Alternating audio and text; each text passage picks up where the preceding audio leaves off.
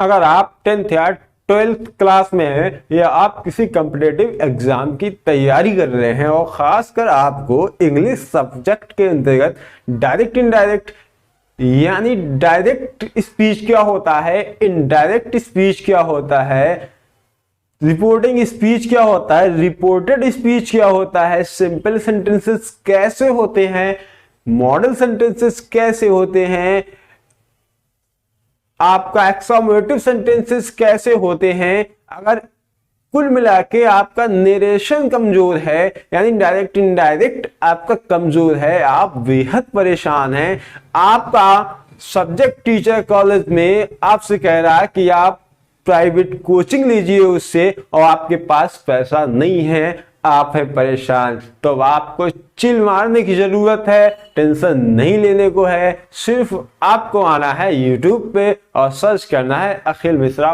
पागल। वहां पे हमारा चैनल आपको मिल जाएगा एवरीथिंग हेयर, जहां पर हम शुरू कर रहे हैं डायरेक्ट इनडायरेक्ट की एक सीरीज 3-4 वीडियो की, जिसमें आपको हम विधिवत तरीके से डायरेक्ट इनडायरेक्ट समझा देंगे, इस बात की मेरी पूरी गारंटी है। लेकिन हाँ दोस्त, मैं इस चीज का वादा नहीं करता हूं कि आपको 30 मिनट में 40 मिनट में बिल्कुल डायरेक्ट इनडायरेक्ट रटा दूंगा, एक दवा की घुट्टी बना करके आपको चम्मच से पिला दूंगा, ऐसा बिल्कुल नहीं है दोस्त। ये कोई दवाई नहीं है जो आपको पिला दी आप ठीक होके बैठ गए, ये स्टडी है, आपको प्रैक्टिस करनी पड़ेगी, आपको समझना पड़ेगा। डायरेक्ट इनडायरेक्ट आसान चीज है, लेकिन जब उसे आप समझ सके, समझें, प्रैक्टिस करें। लेकिन जो वीडियो 30 या 40 मिनट में आपको डायरेक्ट इनडायरेक्ट बिल्कुल रटाने की बात कर रहे हैं दोस्त, वो आपसे झूठ बोल रहे हैं, हम ऐसा नहीं कर पाएंगे, आपसे माफी मांग रहे हैं। लेकिन हाँ, ये प्रॉमिस जरूर करता हूं कि अगर आप हमारे साथ बने रहे 3 वीडियो 4 वीडियो में, तो आप खुद कहेंगे कि डायरेक्ट इनडायरेक्ट पूरा मुझे समझ में आ गया है। नमस्कार दोस्त, मैं आपका अपना दोस्त अखिल मिश्रा पागल, motivational speaker and story writer. शुरू करता हूं आज का वीडियो। आज के वीडियो में हम चर्चा कर रहे हैं डायरेक्ट इनडायरेक्ट यानी नरेशन के ऊपर। नरेशन एक ऐसा टॉपिक है इंग्लिश के अंतर्गत जो बहुत ही इंपॉर्टेंसी रखता है इंग्लिश के अंदर, और आपके जीवन में बहुत जरूरी होता है। जिस तरीके से हम डायरेक्ट इनडायरेक्ट सेंटेंसेस का यूज करते हैं, लेकिन उनके वजूद से परिचित नहीं होते हैं, उनसे इंट्रोड्यूस नहीं होते हैं, तो उनको समझने की कोशिश ही नहीं करते कि ये डायरेक्ट इनडायरेक्ट होते कैसे सेंटेंसेस है। तो आज के इस वीडियो में हम इसके इंट्रोडक्शन के बारे में यानी अबाउट टू डायरेक्ट इनडायरेक्ट यानी नरेशन के बारे में चर्चा करेंगे कि वास्तव में नरेशन यानी डायरेक्ट इनडायरेक्ट वास्तव में होता क्या है, और इसके बारे में छोटी छोटी जानकारियां जो होती हैं अगर आपके पास हो तो शायद आपको आगे समझने के लिए डायरेक्ट इनडायरेक्ट बहुत आसान हो जाएगा, आपको कोई दिक्कत होने वाली नहीं है। तो आइए शुरू करते हूं आज का वीडियो। डायरेक्ट इनडायरेक्ट होता कैसा है इस पे बात करते हैं। सबसे पहले तो हमको ये समझना है कि डायरेक्ट स्पीच क्या होता है और इनडायरेक्ट स्पीच क्या होता है। क्या समझना है? डायरेक्ट स्पीच क्या होता है और इनडायरेक्ट स्पीच क्या होता है। सीधी सीधी सी बात है, अगर कोई बात जिस तरीके से किसी सेकंड पर्सन ने कही है उसी बात को हम आपको वैसे की वैसे आपको बता दूं तो वो डायरेक्ट स्पीच हो गया। जैसे आपके सामने एक लिखा है sentence, Ram says to me you are a good boy. क्या लिखा है कि Ram says to me you are a good boy. मैंने क्या कहा, पहले उस चीज को ध्यान रखना है, किसी सेकेंड पर्सन की बात को, सेकेंड पर्सन यानी इसकी बात को मैं आपको डायरेक्ट बता दूं, जैसे उसने कहा वैसे आपको बता दूं तो वो डायरेक्ट स्पीच हो गया। जैसे ये हो गया राम, ये हो गया मैं, ये हो गए आप। ठीक है, आपको बता रहा हूं ना मैं, तो क्या हुआ, किसी भी सेंटेंस को डायरेक्ट तरीके से बताने को डायरेक्ट स्पीच कहते हैं। तो राम ने क्या कहा, Ram says to me, Ram मुझसे कहता है you are a good boy. Ram मुझसे कहता है, किससे कहा, मुझसे कहा कि you are a good boy. ये दो ही व्यक्तियों की बात हो गई, तीसरा व्यक्ति है ही नहीं, राम ने ही मुझसे बात कर ली, किसमें, डायरेक्ट सेंटेंस में। और इसी का इनडायरेक्ट कैसा होता है, यानी चाहे आपका एक सेंटेंस हो कि राम मी की जगह हो श्याम, और यू की जगह ही, तो 3 पर्सन हो गए, 3 पर्सन हो गए, एक राम एक श्याम और ही। तो इसको अगर वो उसी की भाषा में बताएगा जैसा का तैसा, तो वो सीधे सीधे डायरेक्ट स्पीच हो जाएगा। और इनडायरेक्ट क्या होगा, जब वो उसे अपनी भाषा में चेंज करके बताएगा। जैसे राम टोल्ड मी दैट कि I am a good boy, यानी राम ने मुझसे कहा कि मैं एक अच्छा लड़का हूं। उसने क्या किया, अपने सेंस से जब बोला, क्या हुआ, अपने सेंस से बोला, उसके सेंस को छोड़ दिया, यानी इस व्यक्ति ने इसके सेंस को छोड़ दिया, अपने सेंस से ही बोला इसको, तब क्या हो गया, इनडायरेक्ट स्पीच हो गया। शायद आपके समझ में आ रहा होगा, पूर्णतया जो लोग जानते हैं फुल्ली उनको समझ में आ गया होगा, जिनको थोड़ा बहुत नॉलेज है डायरेक्ट इनडायरेक्ट के बारे में, उनको ये बात समझ में आ गई होगी। लेकिन अगर आपको नहीं आई है तो टेंशन नहीं लेने को, परेशान होने की जरूरत नहीं है। जो हमारा सीरीज का एक पहला वीडियो आएगा उसमें आपको पूरी तरह से समझ में आ जाएगा, क्योंकि उसमें कुछ रूल्स होते हैं डायरेक्ट इनडायरेक्ट के, कुछ नियम्स होते हैं, जिनको हम पूरी तरीके से जब समझाएंगे लिख करके, एक टेबल दिखा करके आपको, तो आपको सारा कुछ क्लियर हो जाएगा। अभी आपको यही समझना है कि जब उसी के सेंस में बोलेगा ये, तो डायरेक्ट सेंटेंस होगा, यानी डायरेक्ट स्पीच होगा। जब इसके सेंटेंस को अपने सेंस से बोलेगा तो इनडायरेक्ट स्पीच हो जाएगा। अब क्लियर है?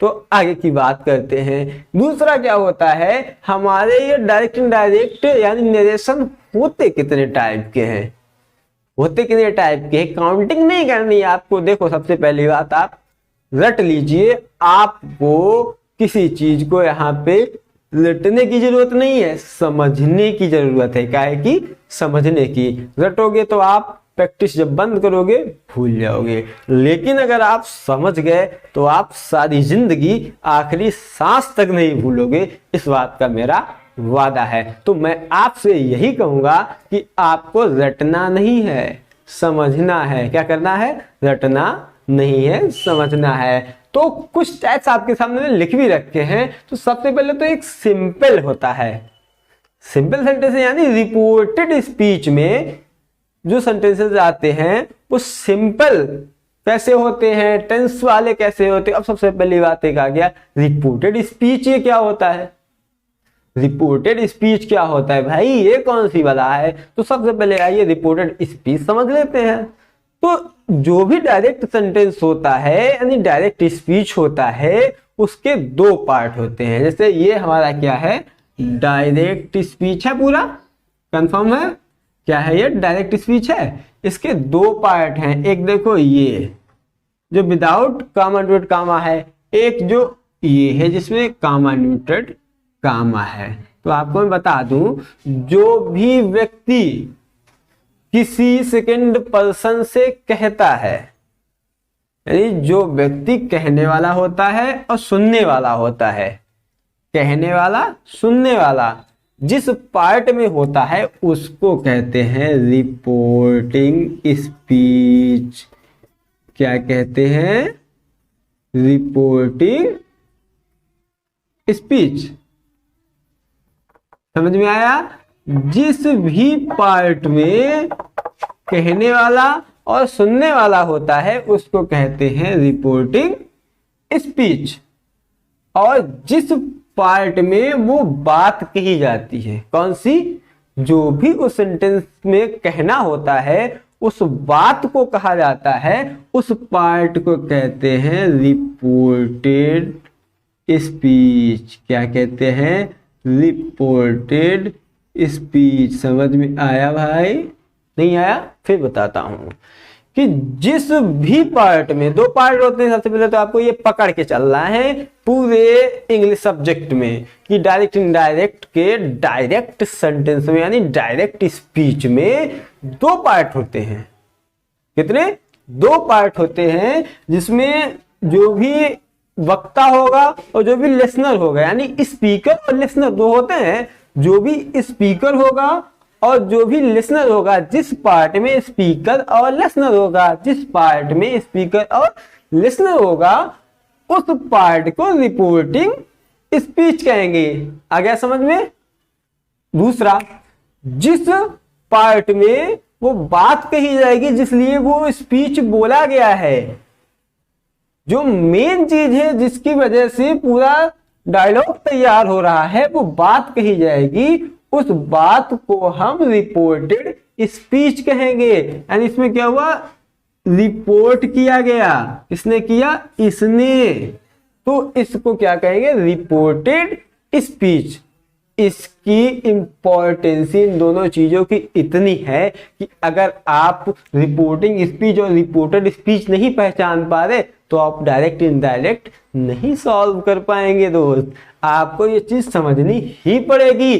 शायद आपको समझ में आ गया होगा, इतने अच्छे से मैंने समझाया है, लेकिन फिर भी कहीं कसर रह गई तो कमेंट बॉक्स में जरूर लिखना, मैं दोबारा से फिर समझाऊंगा। इसीलिए एक सेपरेट वीडियो में लेकर आया हूं इंट्रोडक्शन का, ताकि आपको सही से डायरेक्ट इनडायरेक्ट समझ में आ सके। अगर आप बेसिक में खड़ा गए, मैंने जल्दी में आगे के पार्ट बना दिए, आपको यही नहीं पता चला, तो पूरा डायरेक्ट इनडायरेक्ट बनाने का कोई वजूद ही नहीं होगा। हम पढ़ाते जाएंगे और आपका फिसलता जाएगा, समझ में ही नहीं आएगा कि ये क्या है। क्योंकि जब आपको रिपोर्टेड स्पीच नहीं पहचान में आएगा, जब आपको रिपोर्टिंग स्पीच पहचान में नहीं आएगा, तो आप कैसे बना पाएंगे डायरेक्ट को इनडायरेक्ट में? तो ये सबसे बड़ी चुनौती होगा। तो आपको समझ में आ गया रिपोर्टिंग स्पीच क्या है, रिपोर्टेड स्पीच क्या है। अब बढ़ते हैं आगे। ये टाइप किसके आधार पे होते हैं? रिपोर्टेड स्पीच के आधार पे। किसके? रिपोर्टेड स्पीच के आधार पे। रिपोर्टेड स्पीच क्या होता है? सिंपल होता है। जैसे ये है, you are a good boy. Simple क्या होता है? जिसमें मेन वर्ब नहीं होती। इसमें मेन वर्ब है नहीं है ना, तो ये सिंपल सेंटेंस है। टेंसेस जिसमें मेन वर्ब होती है, जैसे इसमें आपको पता चल जाता है कि ये प्रेजेंट इंडेफिनिट है, प्रेजेंट कॉन्टिन्यूअस है, प्रेजेंट परफेक्ट है या पास्ट इंडेफिनिट है। इस जिसमें आपको टेंस का पता चलता है वो होता है टेंसेस वाला। मॉडल वाला कौन सा होता है? इसमें कैन आता है, मस्ट आता है, ऐसे सेंटेंसेस होते हैं तो वो मॉडल में आते हैं। इनमें आपको ये भी याद रखना है कि पॉजिटिव सेंस में भी आता है, निगेटिव में भी आता है और इंट्रोगेटिव में भी आता है। लेकिन आप सोच रहे होंगे कैसे बनेगा पॉजिटिव, निगेटिव, इंट्रोगेटिव, मॉडल वगैरह वगैरह, कितना क्या है। बिल्कुल परेशान होने की जरूरत नहीं है, मैं आपको बिल्कुल समझा के रहूंगा। टेंशन नहीं आपको लेनी है, बस हमारे साथ बने रहना है। Imperative sentence, imperative sentence, exclamative sentence, optative sentence, ये ऐसे होते हैं जैसे आप बड़े खुश हो गए, आपने खुशी में कहा ओह बहुत अच्छे। जैसे आपको एकदम दिल से कोई बात निकल जाती है तो उसको एक्सक्लेमेटिव सेंटेंस कहते हैं। ऑप्टेटिव किसे कहते हैं? जैसे आपने प्रार्थना की, हे प्रभु इसको लंबी उम्र देना। ऐसे सेंटेंस में प्रार्थना होता है, विशेष मैं राष्ट्रपति बन जाता, तो ऐसे ऑप्टेटिव होते हैं। इंपरेटिव, गो देम, उन्हें जाने दो, लेट मी डांस, ऐसे सेंटेंसेस जो होते हैं तो उनको इंपरेटिव सेंटेंस की श्रेणी में लाते हैं। ये भी आपको समझा कर ही रहेंगे, आपको टेंशन लेने की जरूरत नहीं है। अब बात करते हैं कि इन सेंटेंसेस को समझने के बाद में आपको क्या ये याद रहेंगे? जब आपने ये सारे सेंटेंस मैंने पढ़ा दिए फिर आपको याद रहेंगे? नहीं, बिल्कुल याद रहेंगे अगर आप इनकी प्रैक्टिस करते हैं। आपको 3-4 प्रैक्टिस सेट कंप्लीट करने पड़ेंगे, वो मैं नहीं दूंगा। आप जहां से आपको अवेलेबल हो, आपके पास कोई बुक होगी, उससे आप करिए, सॉल्व करिए। जहां पे आपको दिक्कत आए कमेंट बॉक्स में आइए, आप कमेंट डालिए। क्या आपके समझ में नहीं आ रहा, हम नया वीडियो बनाएंगे, नए तरीके से बनाएंगे, आपकी प्रॉब्लम को लेकर के बनाएंगे। तभी तो ये वीडियो इंट्रोडक्शन का आ रहा है कि आपको जो जो डायरेक्ट इनडायरेक्ट में प्रॉब्लम आ रही है वो हमारे साथ शेयर करिए। आपके प्रॉब्लम के हिसाब से हम अगला पार्ट क्रिएट करेंगे जिसमें आपकी प्रॉब्लम को हम जड़ से खत्म कर देंगे।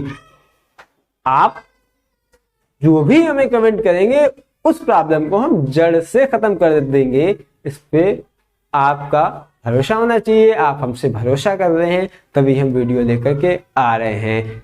दोस्तों, अगर अभी तक आपने हमारे चैनल को सब्सक्राइब नहीं किया है तो आप प्लीज कर लीजिए, क्योंकि आपको नहीं पता है कितनी मुसीबत से हम वीडियो बनाते हैं। स्वास्थ्य इतना खराब होने के बावजूद भी आखिरकार एक हफ्ते हमारा वीडियो नहीं आ पाया, बहुत ज्यादा स्वास्थ्य खराब था। आज मैं उठ के आया हूं और वीडियो बना रहा हूं। तबीयत स्वास्थ्य अब भी ठीक नहीं है लेकिन फिर भी वीडियो बना रहा हूं। एक तरफ फीवर, जुकाम, सब कुछ है, टाइफाइड हो चुका है, लेकिन फिर भी मैं आपके सामने खड़ा हूं, क्योंकि मैं सोचता हूं कि आपकी सेवा में लगा रहूंगा तो शायद स्वास्थ्य भी ठीक हो जाए। आप ये भी देख पा रहे हो कि मेरा चेहरा अब भी कुछ सूजा है दांत की वजह से, लेकिन मुझे टेंशन नहीं है। अगर आपका साथ है तो मैं खड़ा रहूंगा और आपकी सेवा करता रहूंगा। बस आपको चैनल सब्सक्राइब कर लेना है। अगर आप एक सब्सक्राइब कर लेंगे तो आपके पास से शायद कुछ नहीं जाएगा, लेकिन मेरा भला हो सकता है। वीडियो अच्छा लगे तो लाइक करें और जो भी स्टूडेंट हो उनको शेयर करना मत भूलें। शायद आपके लिए अनुपयोगी हो सकता है। अगर आप स्टडी नहीं कर रहे हैं तो आपके लिए यूजलेस हो सकता है, लेकिन आपके पड़ोस में पढ़ने वाला बच्चा, उसके लिए बहुत ही यूजफुल वीडियो हो सकता है। तो आज के लिए इजाजत चाहता हूं, फिर मिलूंगा अगले वीडियो के साथ।